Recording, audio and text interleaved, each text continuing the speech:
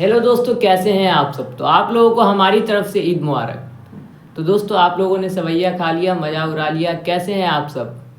तो दोस्तों, आज की वीडियो हम बात करने वाले हैं ईसीएस बाउंस के बारे में कि ईसीएस बाउंस होने पे कितने साल का जेल होता है।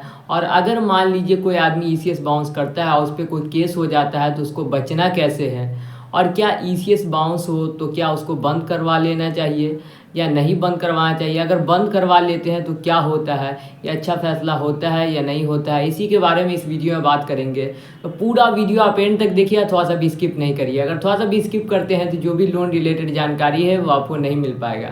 और मेरा चैनल सब्सक्राइब कर लीजिएगा, ऑन नोटिफिकेशन ऑन कर लीजिएगा कि आपको इसी तरह का एजुकेशनल कंटेंट मिलता रहे। तो चलिए शुरू करते हैं। तो दोस्तों, कोई भी आदमी जो ईसीएस बाउंस करता है, चाहे वो अनसिक्योर्ड लोन में कोई भी लोन लिए हो, पर्सनल लोन लिए हो या क्रेडिट कार्ड का लोन लिए हो, और वो ईसीएस बाउंस करता है तो लॉ के हिसाब से, जो लॉ का पैरामीटर है उसके हिसाब से उसको सेक्शन 25 लगने के बाद 2 साल का जेल होता है, ऐसा लॉ के हिसाब से। लेकिन सही में कोई ईसीएस बाउंस करता है तो वो कोर्ट जाता है और एक अच्छे लॉयर को हायर करने के बाद 5-6 हज़ार फाइन लगता है। उसके बाद जो है ना उसको छोड़ दिया जाता है, क्योंकि लोन डिफ़ॉल्ट करना इतना बड़ा भी क्राइम नहीं है कि 2-3 साल के लिए जेल में रख दिया जाए। लेकिन लॉ के हिसाब से है कि अगर कोई आदमी ईसीएस बाउंस करता है तो उस पर 2 साल का जेल होता है। दोस्तों, कभी भी आपका ईसीएस बाउंस हो तो आप बैंक जाके ईसीएस बंद मत करवाएं, क्योंकि अगर आप ऐसा करते हैं तो हो सकता है कोई भी कंपनी आप पे केस कर सकता है आसानी से।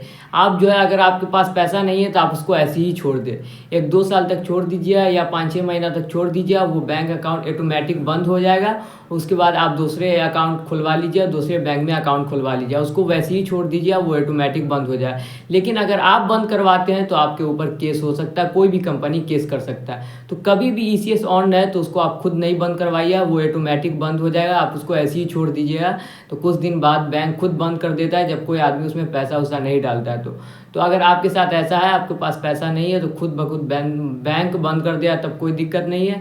आप जाइए बंद करवाएं तो दिक्कत, तो आप बंद कभी नहीं करवाइएगा। अगर आप ऐसा करते हैं तो कोई भी बैंक चाहेगा तो आप पे ईसीएस बाउंस का केस लगा सकता है। ऐसे तो किसी पे, जैसे ऐसा नहीं है कि हर दिन किसी पे ईसीएस बाउंस का केस हो जाए, बहुत रेयर कंडीशन में कभी किसी पे ईसीएस बाउंस का केस लगता है। कभी कभी ऐसा होता है, देखने को मिलता है। लेकिन ईसीएस बाउंस का केस होता है जब कोई भी आदमी सेक्शन 25, जब आपका अकाउंट एनपीए में चला जाता है, 2-3 महीना गुजर जाता है, तब जाके बहुत सारी ऐसी कंपनी है जो किसी किसी आदमी पे जो है ना ईसीएस बाउंस का केस लगा देता है। वो भी एनबीएफसी कंपनी जो होती है वो जो है ईसीएस बाउंस का केस लगा देती है।